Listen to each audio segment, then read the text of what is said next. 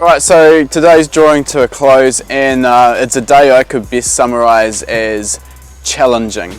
We had Paul's Evo on the dyno first up, and basically spent most of the day chasing issues with his car.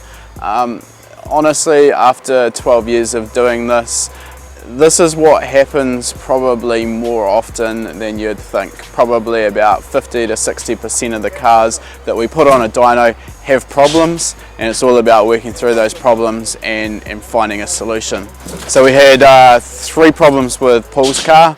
One of them completely outside of our tuning. Part way through one of the runs, one of the grub screws that locates the mechanical fuel pump worked loose, and it managed to make its way into the cam belt cover.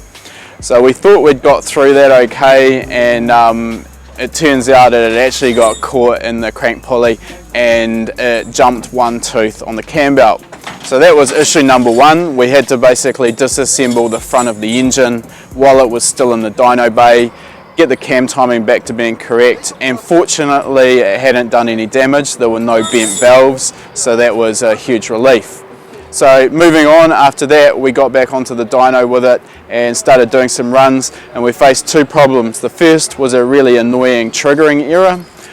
We think we've basically brought that back down to being a faulty cam position sensor.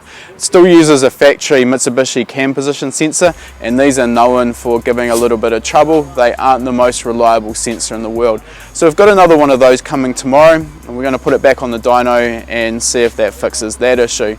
We also noticed once we got up higher in the boost, up around 2.8, 2.9 bar, that it was pushing a little bit of water out.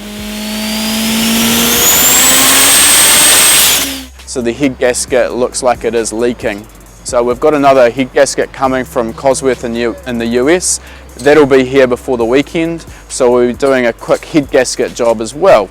So the head gaskets on these engines, they're kind of the weak link.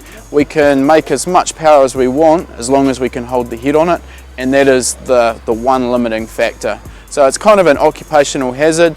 It comes with the territory. We know it well. We've been tuning high-powered methanol 4G63s for probably 8 or 10 years now, and this happens occasionally. It's unfortunate, but we work through it. Next up, we had Alish's Mark II Golf.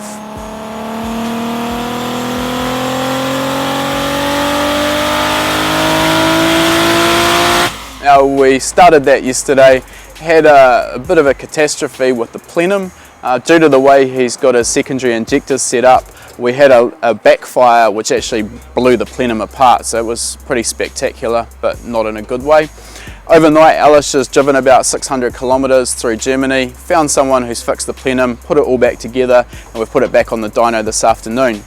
This time we've disabled the secondary injectors and we're just running the primaries. The result was pretty good. Again, we've had a few issues to work through. One was a slip-in clutch, which limited how much power and how much boost we could run. The other problem was his 2 electric fuel pumps weren't actually able to keep up once we raised the boost. So we've settled on a boost level of about 1.4, 1.45 bar. That's making about 726 wheel horsepower, which is pretty impressive. It's also making full boost by about 4,000 RPM.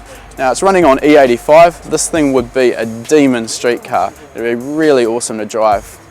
So Alish's car's coming off the dyno. We're all ready for King of Germany, and the sun's going down here at 10 o'clock at night. We're hungry and I want a beer. We're out of here. For online tuning courses, visit learntotune.com.